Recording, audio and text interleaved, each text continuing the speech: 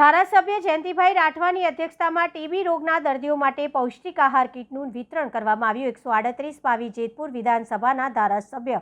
જયંતિભાઈ રાઠવાના અધ્યક્ષસ્થાને પાનવડ પંચ પાંડેશ્વર મહાદેવ મંદિર ખાતે ટીબીના રોગના દર્દીઓ માટે પૌષ્ટિક આહાર કીટનું વિતરણ કરવામાં આવ્યું હતું। ટીબી રોગના દર્દીઓ માટે સરકાર તરફથી મફતમાં નિદાન અને સારવાર આપવામાં આવે તે ઉપરાંત જ્યાં સુધી દર્દીની સારવાર ચાલે ત્યાં સુધી પૌષ્ટિક આહારની ઉણપ ન રહે તે માટે તેમના બેંક એકાઉન્ટમાં દર મહિને ₹500 જમા કરાવવા માટેની નિશ્ચય પોષણ યોજના હેઠળ પૈસા પણ જમા કરાવવામાં આવેલ। આના સિવાય ટીબી રોગના દર્દીઓને સાજા થવા માટે પૌષ્ટિક આહારની જરૂર હોય તે માટે ઘણા સેવાભાવી સંસ્થાઓ અને સેવાભાવી દાતાઓના સહયોગથી વધારાનું પૌષ્ટિક આહાર તૈયાર કરી આપવામાં આવેલ છે। તે હેતુથી યોજાયેલા પૌષ્ટિક આહાર કીટ વિતરણ કાર્યક્રમ ટીબી સારવાર લઈ રહેલા દર્દીઓને પૌષ્ટિક આહાર કીટ આપવામાં આવી હતી।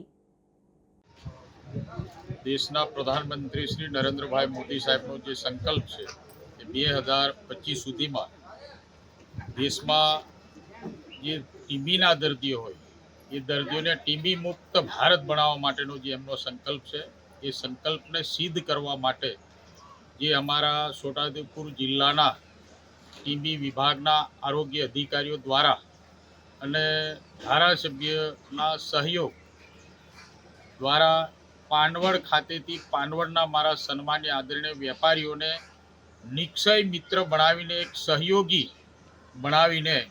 મારા પોતાના મતક્ષેત્રમાં આવતા 138 વિધાનસભા ક્ષેત્રમાં અને પાનવડ વિસ્તારના CSC ને પબ્લિક હેલ્થ સેન્ટરમાં આવતા જે ટીબીના દર્દીઓ છે એને સહયોગી બનાવવા માટેને એમને 6 માસ સુધીનો જે કોર્સ છે એ કોર્સમાં પોષણયુક્ત આહારની કીટો પાનવડના વેપારીઓને નિક્ષય મિત્ર બનાવીને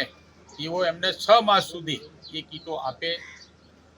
એવો એક કાર્યક્રમ આ પાનવડ ખાતે અમે કર્યો અને 6 માસ સુધી અમારા પાનવડના વેપારીઓ એમાં સહયોગી બનશે અને એમને વહેલી તકે તાજા માજા બનાવવા માટે અને ટીબી મુક્ત ભારત બનાવવા માટે મારા પાનવડના વેપારીગણ અગ્રગણ્યોને સાથે અમારા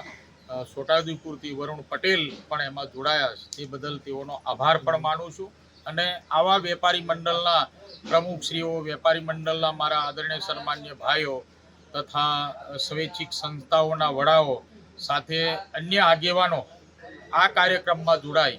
અને ટીબી મુક્ત ભારત બનાવવાના સંકલ્પમાં દેશના પ્રધાનમંત્રી નરેન્દ્રભાઈ મોદી સાહેબના સંકલ્પ સાથે સૌ વેપારીઓ જોડાય અગ્રગણ્યો જોડાય એવી સૌને વિનંતી પણ